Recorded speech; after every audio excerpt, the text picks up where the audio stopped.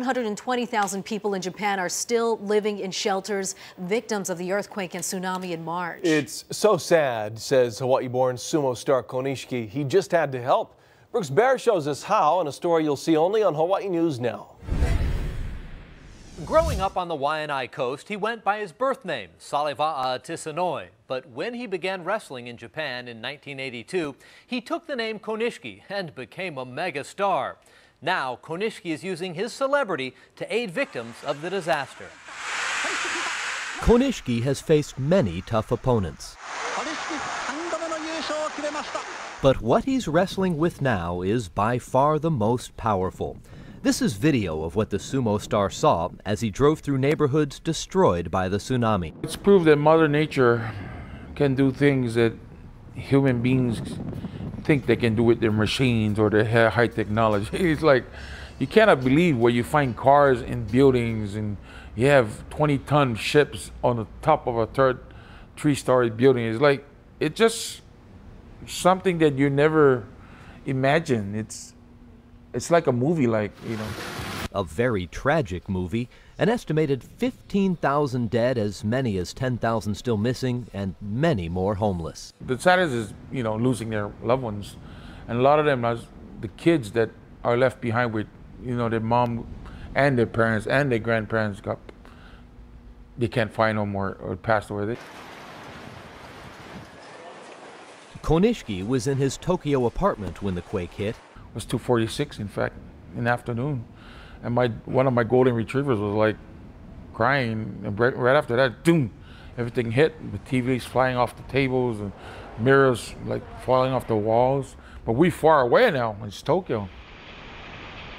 Closer to the epicenter, something much deadlier than the earthquake, a massive tsunami wiping out the eastern coast of northern Honshu Island.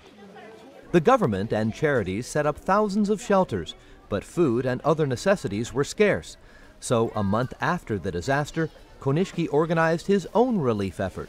Well, my thing was, I know these people are living in these areas where they're not having hot food. So my goal was to just go up there, hit all the big shelters. He called friends who donated trucks and money.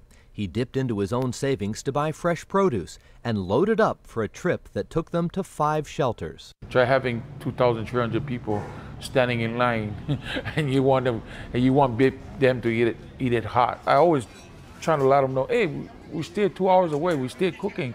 You don't have to stand in line. Go, you know, kick back. We have enough food. But to listen, one of the people, yeah, the reason why we have to stand in line is because every time that somebody tries to come and serve us, they only cook like for 300, 400, but there's 2,300 of us here.